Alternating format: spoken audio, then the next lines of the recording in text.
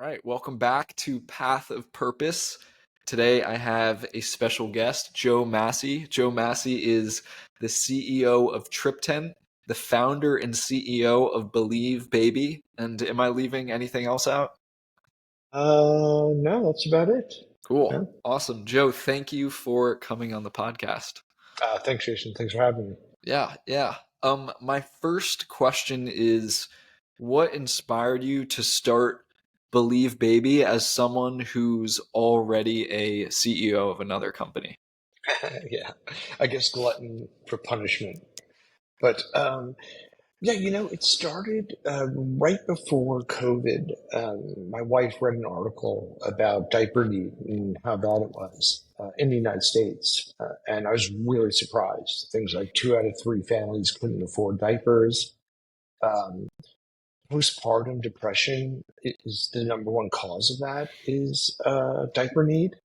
It also leads to stress within families and stuff like that. So I was really surprised at this article and how bad things were in the US. And then put aside the whole environmental and chemicals and things like that. Um, and when I read that, I just felt like I needed to do something. It was Hmm. just one of those things that just was like, hey, you know what? I need to give back. I need to do something. And I guess the entrepreneur brain in me just kicked in. I knew Hmm. nothing about diapers except changing my own 2 kids when they were in diapers, right? Yeah. But it really affected me talking to my wife and then reading the article for myself. Hmm. So once you read that article, did this idea just like come to you of like, okay, I need to go and start like a sustainable diaper business? Well, I had, believe it or not, bamboo on my mind, right? Because our diapers are made of bamboo, right? Which, you know, takes less time to biodegrade than a normal diaper or whatever it is. I just knew that there was something about bamboo and just that I've been reading about before that, and just everything kind of came together. Hmm. I was like, oh, bamboo diaper, better for the skin, antimicrobial. We'll be able to either, decompose, our diapers decompose 67% in Hmm. 65 days rather than 550 years it takes a regular plastic diaper. Yeah. Um, and yeah, it was just that spirit in me that really wanted to try to make a change or do something. Hmm. So how did you handle this transition of being the CEO of another company and also having this idea that you're really passionate about bringing to life? What Yep. did that look like? Well, look, honestly, for sure, I wouldn't have done it if I didn't own a marketing company, right? Uh, because one, the biggest cost, and two, I've got a great team around me who really understand marketing and how to do things. And it just seemed natural that I had this great team. Mm. I'm able to step back a little, right? Have time to do things like this. And this is what I guess any CEO would really, at least I like to think, would like to do is to step back a little, have a great team that runs the company. I'm involved when I need to, but it allows me to do other things. And more importantly, other things to help other people. Mm. And that's what's really important. And it's amazing that my staff has really jumped in and everybody has touched this, whether it was package design Mm. or creative ideas or campaign or filming things. Everybody had a part in it. And it felt really great to have everybody involved. Wow. Wow. How do you entrust your staff, like say like, hey, I have this idea, like I need to do this, like take the reins. How do you have that trust in them? I always say one of the reasons why we're successful as a company is because I hire very well, Mm. right? You have to believe in the people that you have, you know, and if you're not, then you're doing something wrong, and look, I used to micromanage all the time, right? And it really got me nowhere. And not nowhere, I mean, it got me to where I was, but I really, once I really opened up and let people do their job, it makes for Mm. a healthier atmosphere here in the office. It makes for happier employees. Um, and um, just really put together a really great team. I Yeah. really have to say, everybody really cares about what they do. Wow. Wow. Mm. So then, like, if you like when you were hiring, or if you are hiring, like, what is that? What does that Yeah. look like? Like, how do you know if someone's like going to be a good Well, fit? I hate to say it.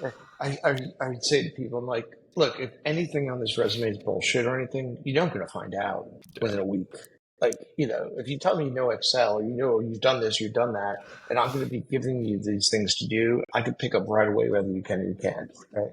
Just kind of a little fun thing, but when you're hiring people, I'd like to think, at least for myself, it's a gut feeling. Mm, I like to think I'm a good judge of people. I like hmm. to think I am, and really having to be part of.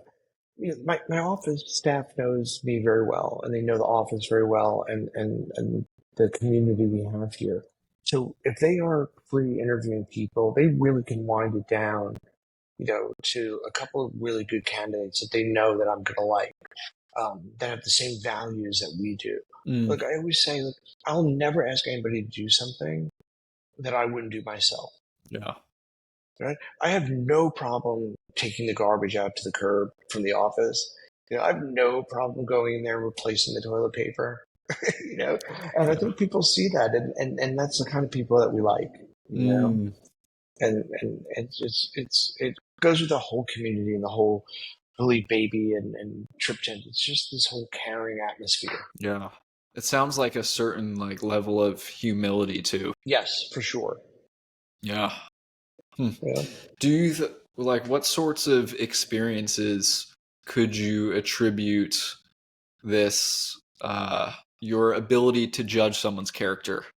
Like it sounds like that's a skill that has really helped you to get you to where you are. So would you say that there's Yep. like specific examples of like that, or specific defining moments that have really allowed you to excel at that? Well, I'm trying to think. I really have nothing to go against except my record, and it's been pretty good. Hmm. All right.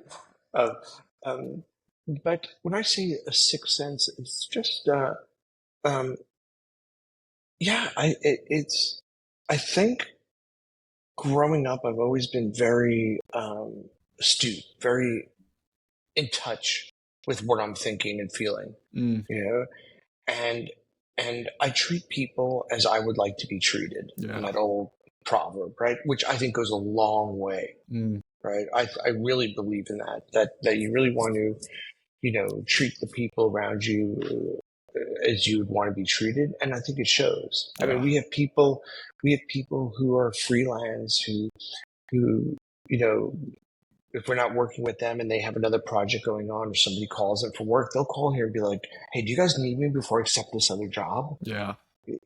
We've just curated a really nice environment, and for me to feel that, um, how do I really? It's hard to say. Mm, I don't know. Maybe my mom being a Sicilian witch has something yeah. to do with it, right? But it's just a good vibe that I can really get. Mm, yeah. Hmm. Mm.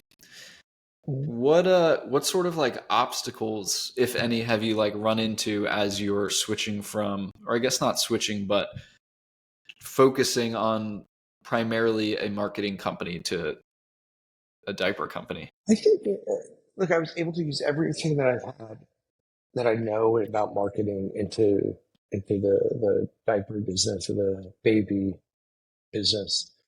Um, but what focus?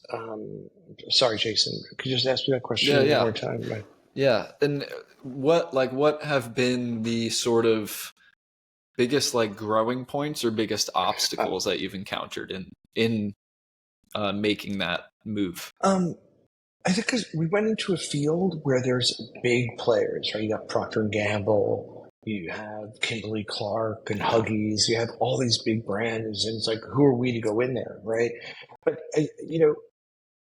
the biggest obstacle was getting into that pool with Mm, everybody, where they could easily crush us in a way, right?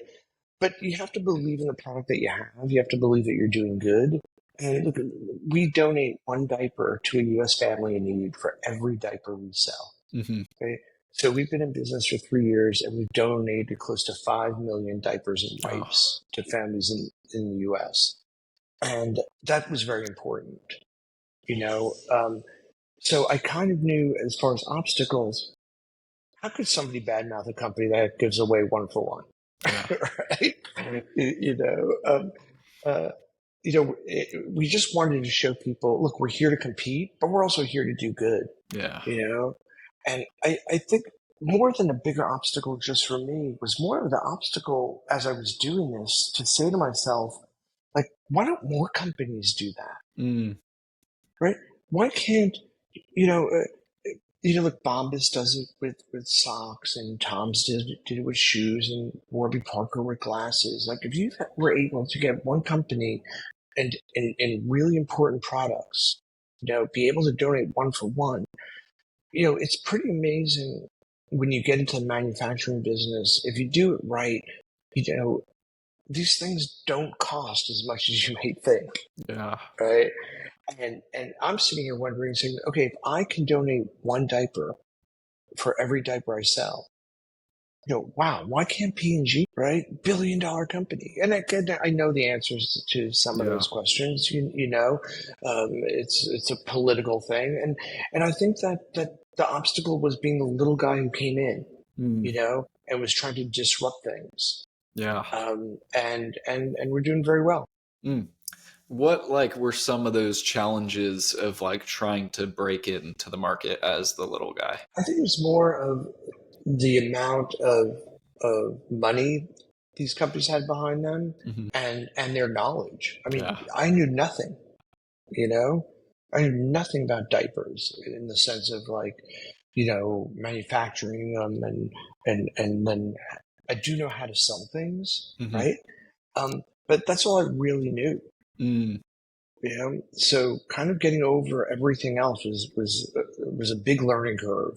yeah, When you think about everything, then I was like, oh well, okay, well, not only do I have to be an expert in diapers, I have to be an expert in importing and exporting and yeah, logistics, and how am I going to cut the cost of shipping, a case of diapers to a family in Hawaii, mm, you know? So there were a lot of obstacles. I had to become very versed in many things mm, very quickly. mm. Is that different than your role of running the marketing company? Yeah, it's different in the sense that I've been doing marketing since school, since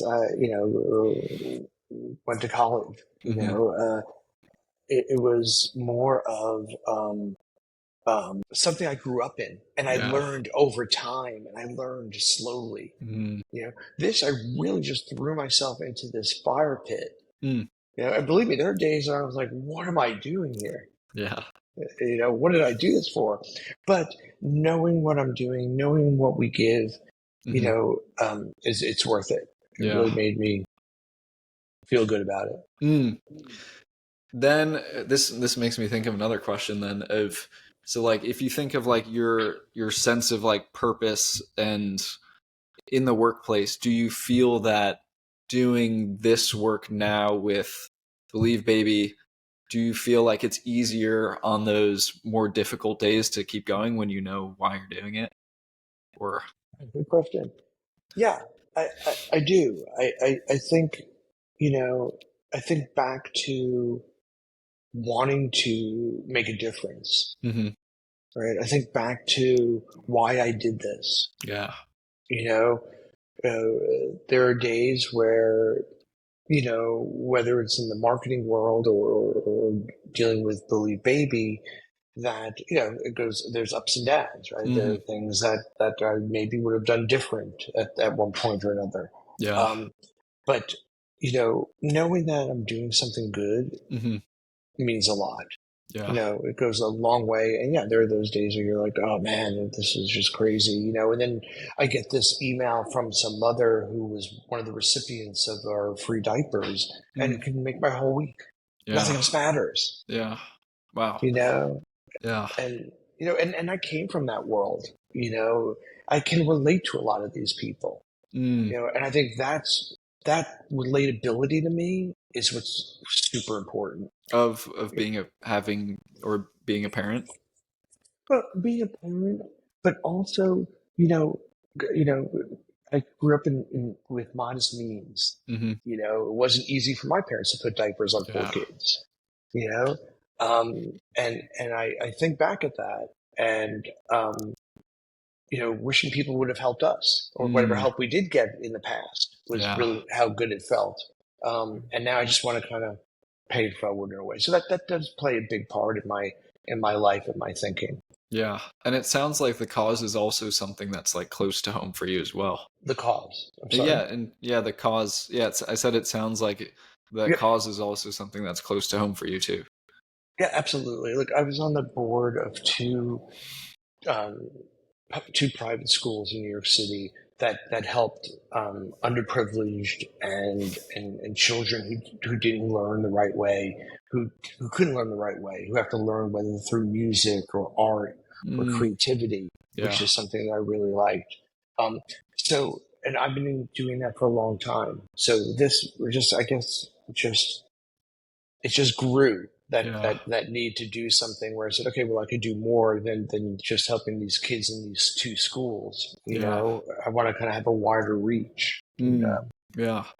What sort of advice would you have to like someone who's like a younger entrepreneur who's like not established and wanting uh, to make an impact, but also like trying to find the balance of like providing for a family and also making an impact?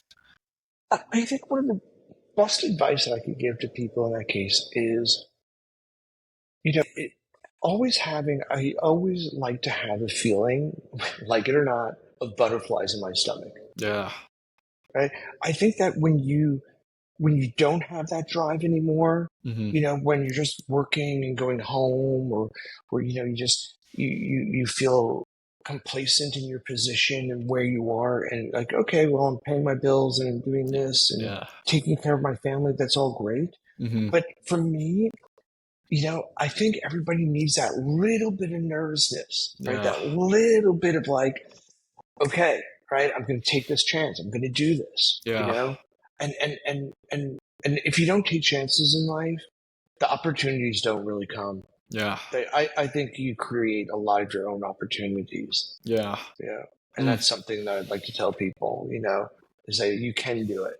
yeah. Yeah. Yeah. I think people are so deterred from that because they're just so scared.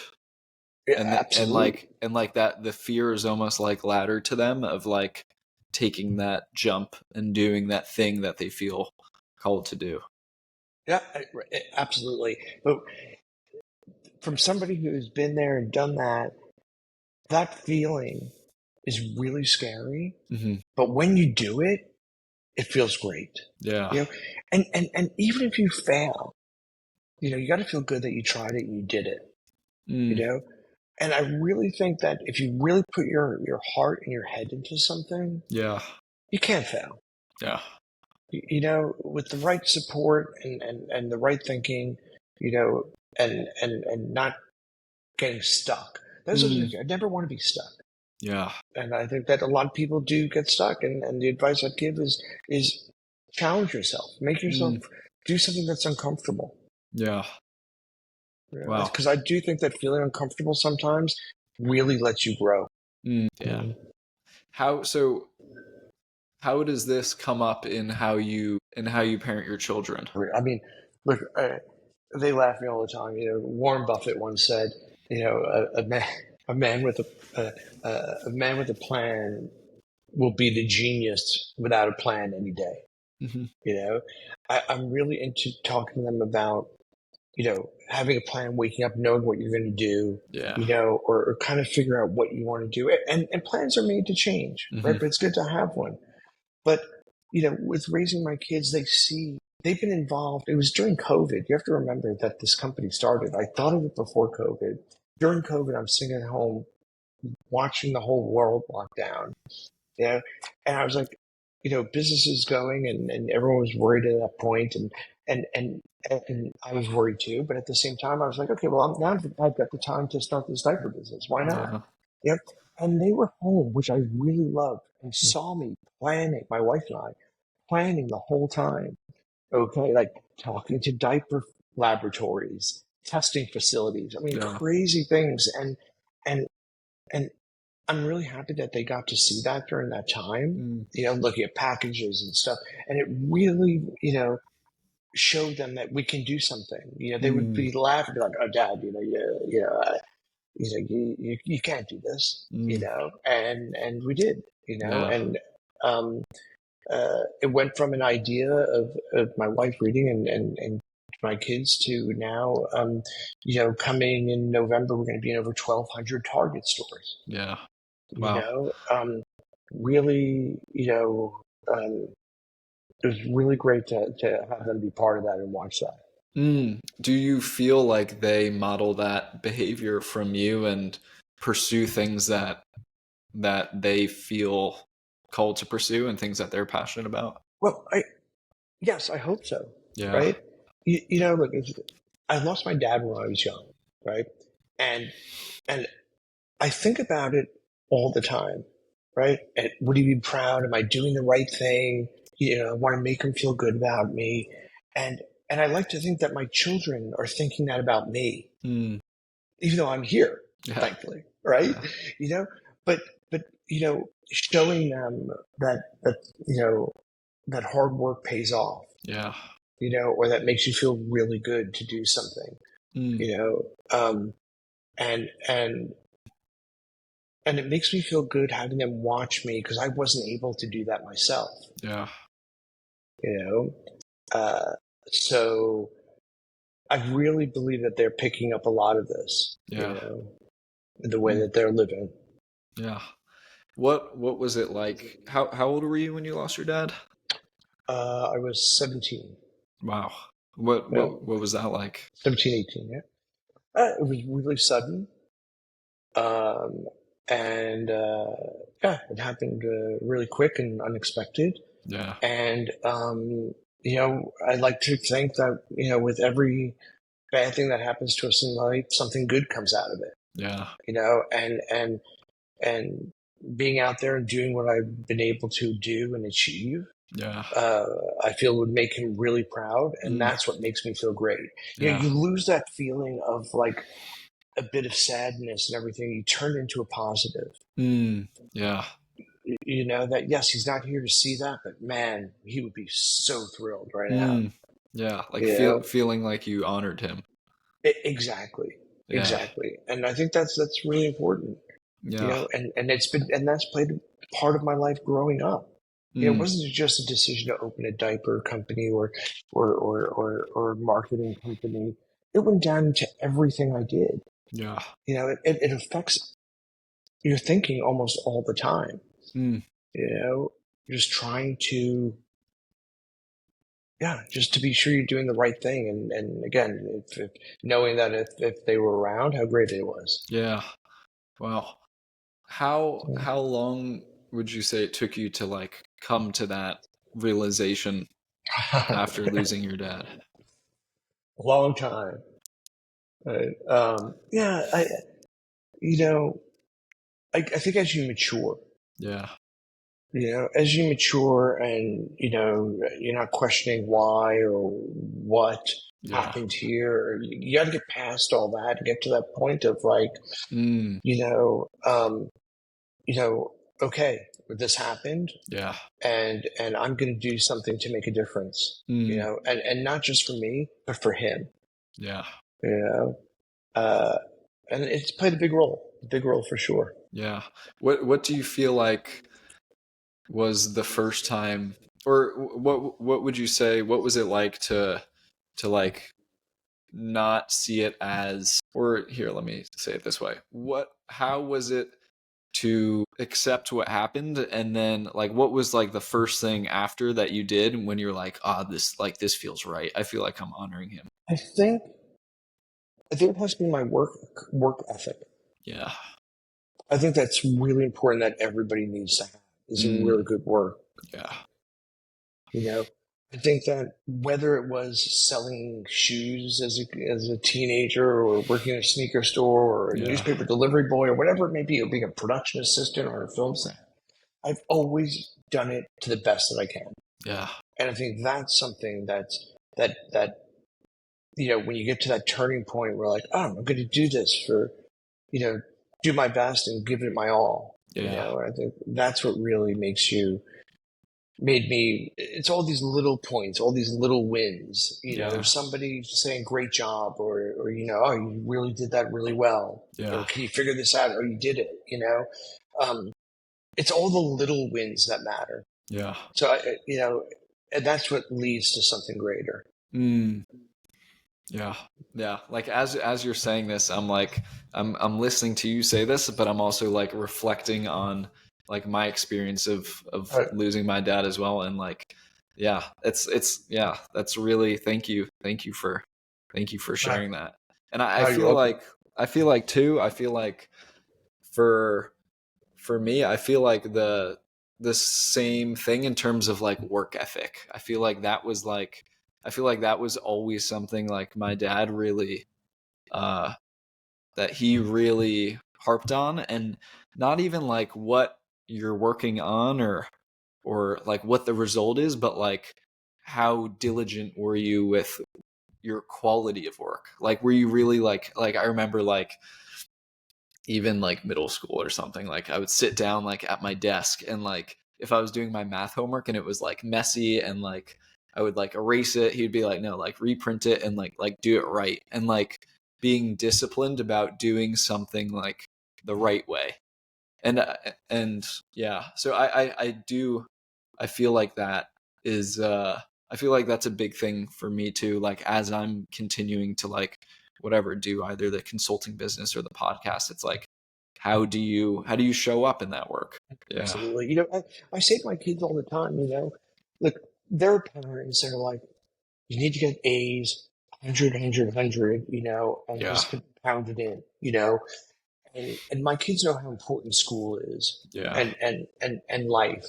And, you know, I always say to them before tests or they're going out, I'm like, just do your best. Yeah. I'm like, really? As long as you came home, even with a 75, if you told me you really tried your best, Yeah. then I love that. Mm, I really love that. If yeah. you could just apply that thinking to everything you do, it's not about getting upset that they didn't get a 95 on a test, Yeah. right? You know, it's teaching them, did you do your best? Did you do everything you could, Yeah. to do this? And I think that's something that I've learned, that I Yeah. learned from my dad as a kid when I was watching him go to work every Mm, day. Those are things that feel really good. I mean, who doesn't love a great pat on the back, yeah. Yeah. and great job, Yeah. you know? And I think that's really something that's important is really having the right work ethic. Yeah.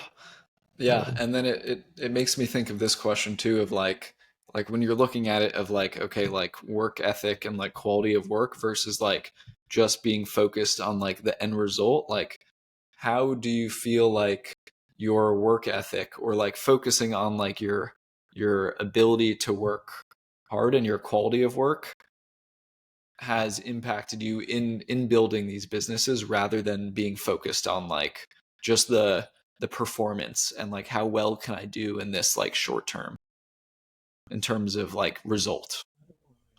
Or I can rephrase it, or like do you feel like it's been easier to focus when you're building things on like your quality of work versus like the end result?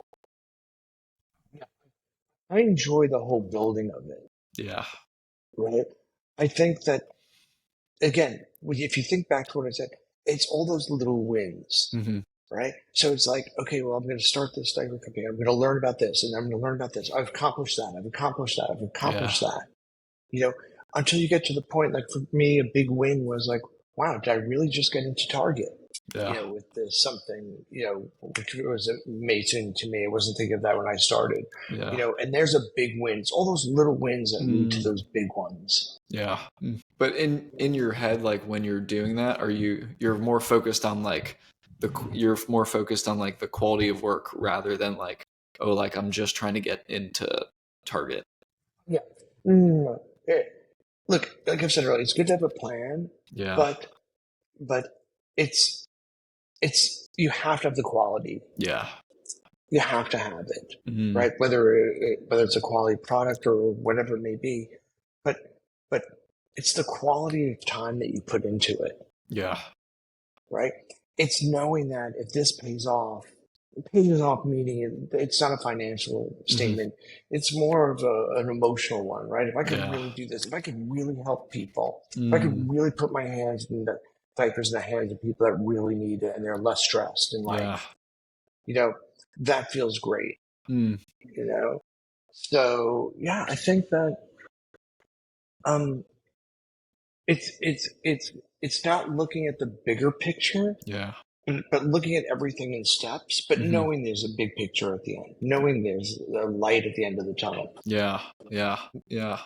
What initially drew you to marketing? It's really a funny story. It's growing up, I had to work, and I wasn't sure what I wanted to do. Yeah. And I had a friend whose mother was in the film business, Hmm. and she got me an introduction, and I got a job working at a film company, and literally started sweeping the stage, sweeping the studios. You know, and it was one of those things that, again, I was just like, I'm just going to work the hardest I can. I'm going to do Mm, the best at sweeping the stage. I'll never forget my first day of work. True story. My first day of work, I had to clean up a shop in a film studio, right? And my boss at the time, it was my first day, brought all the other guys that worked there and said, look how good he cleaned the shop. He's like, I could eat off the shop floor. He goes, it's never been this clean. Do you know, after he said that, all the guys came to me and said, you clean that shop as good as that again, we'll kick your ass. True wow. story. Yeah. They were really pissed, you know? And and I was like, okay, I got it, right? But it didn't stop me, Mm, right? And and getting into marketing was really because, for lack of a better word, is probably the first job I was given, yeah. the first opportunity. Yeah. I like to think I'd be successful if I was in real estate or Hmm. finance or whatever, but it was just this one opportunity that my friend's mom gave me, Hmm. um, that really set all the wheels in motion. Yeah. Did it so over time as you've been in marketing for more time, did it grow into a love for an aspect of it? But yeah, for sure. You know, I was able to travel the world, Mm, go to the most unique locations, really opened my mind, to things that I probably would never have been able to see, yeah. if I wasn't in that. I've traveled extensively, Mm, met some really great people in the world, and I'm happy with the path that it took. yeah. Yeah. Wow. Was there as you were in marketing and and were in that field for a while and like building something, what would you say were like the most or what would you say like was the part of you that needed to like grow the most in order to get to where you are now? It was definitely the trusting people, Yeah. right?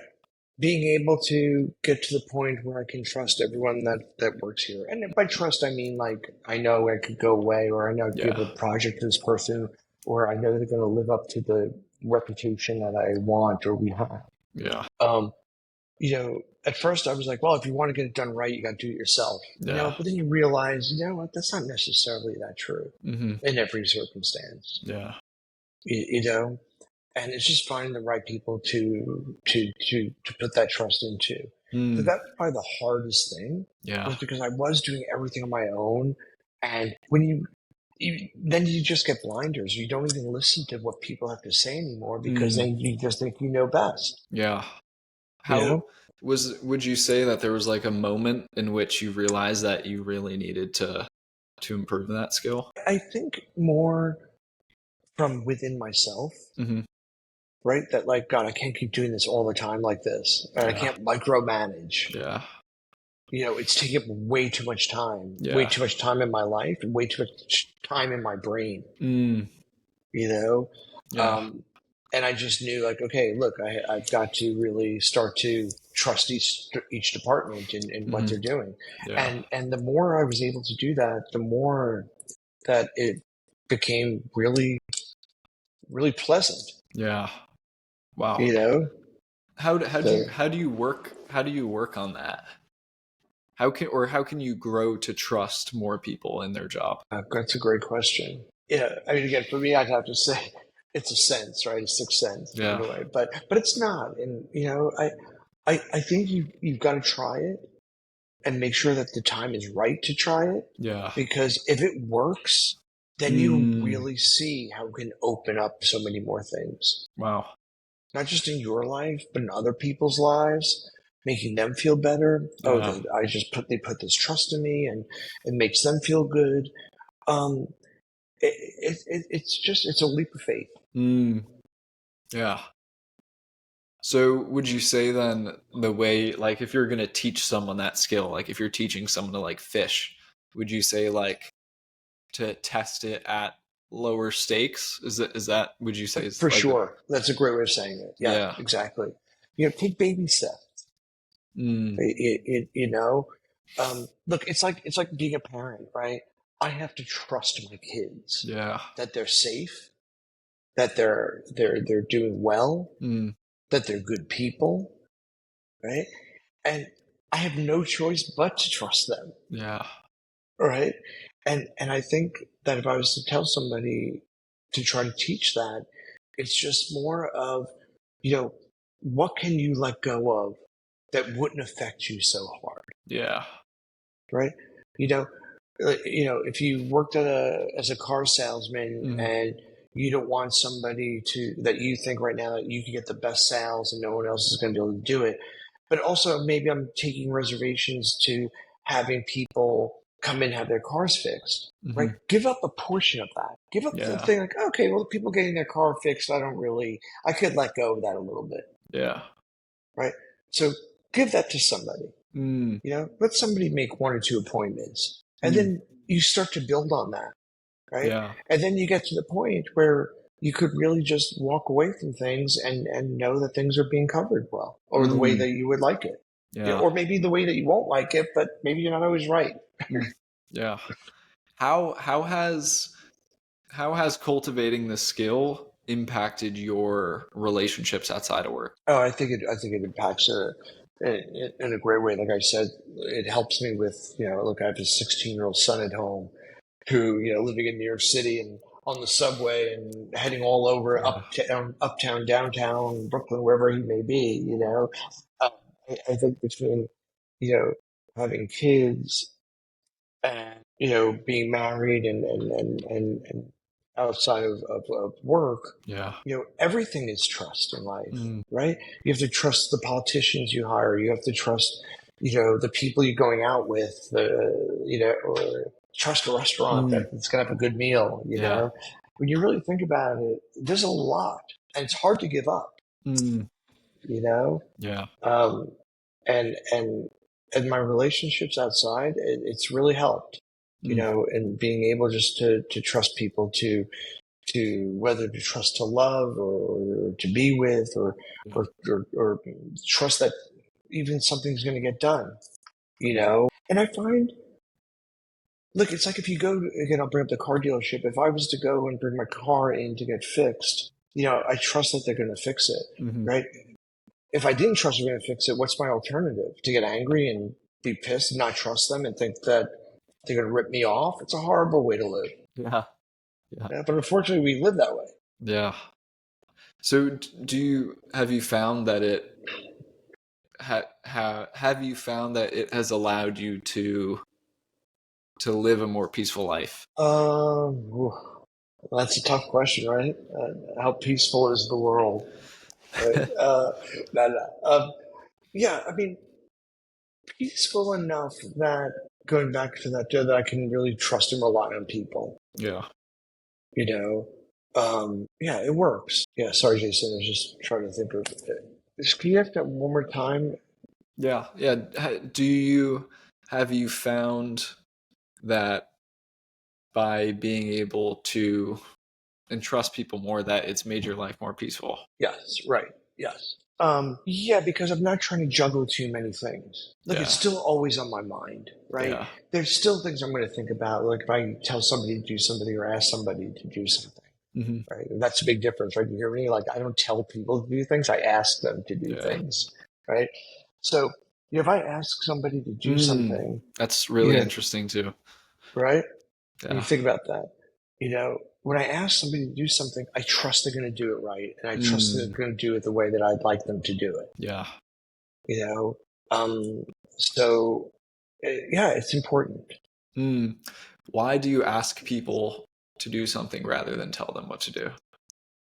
Who likes to be told what to do? Yeah. Right? It's just more of a respectful way of saying it or doing it, right? Hey, do you mind can I ask you to do something? Yeah.